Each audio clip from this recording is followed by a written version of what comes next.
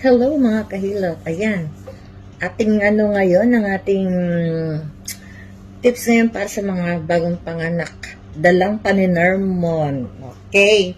Mga kahilot, ayan. Doon po sa mga bagong panganak, maawa kayo sa sarili nyo. Maawa kayo sa mga babies nyo. Kayo mga bagong panganak, no? Siis ka man o normal ka man. Dapat kang makinig dito. Okay?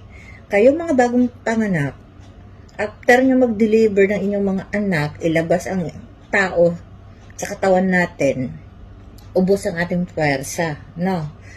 Then, open first tayo. Kaya nga po mga kahilot, sa old generation, yan, sa old generation, sa kanila mahalaga na pagkatapos mga anak ay, mapapahid ng langis sa katawan, nakapajama, naka-jacket, naka-medyas. Kasi nga po, para hindi mabinat ang bagong panganak. Yan. Tapos, ang baby, hanggang 6 months, ganyan. Dapat po ay may big kiss. Bakit may big kiss?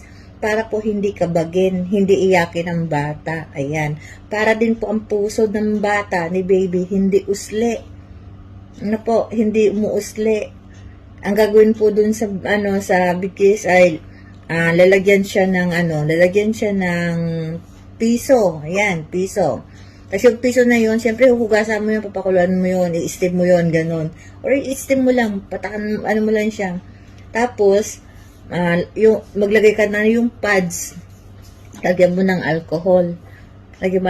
Then, ipatong mo dun sa puso ni baby, yung pads na lagyan mo alcohol, then lagyan mo ng 1 dirham, sorry. Pwede rin 1 dirham.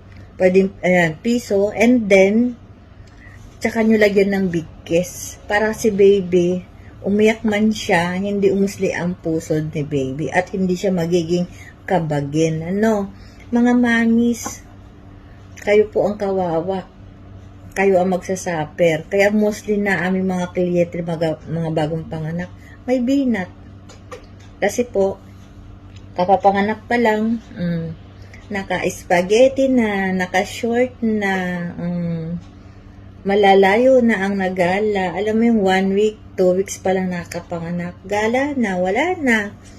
Hindi po ba? So, yun yung nagkukos na karamihan sa mga bagong panganak, pabalik-balik na sinasakitan ng batok, ng katawan, nag-heartburn. Yan. Masakit ang ulo. Iyan mga mamis. Kung maging maingat lang po tayo, hindi po tayo magkakasakit. Kung hindi po matigas ang ating ulo, hindi po tayo magkakasakit mga mamis. Yan po.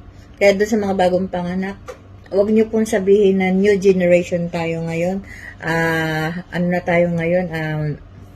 Tawag nito, yung sa mga, natin ngayon ay, kumbaga high-tech na. Ang ating pong katawan ay hindi high-tech. Ang ating pong katawan ay, iisa lang. Pag instant pinitik tayo ni Lord na mawala sa mundo, mawawala tayo.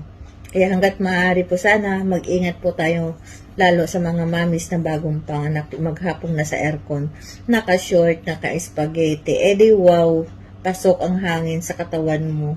Yun po. Sana may maitulong itong aking video. Maraming salamat po mga kahilot sa patuloy na pagsusuporta ng ating tradisyonal hilot.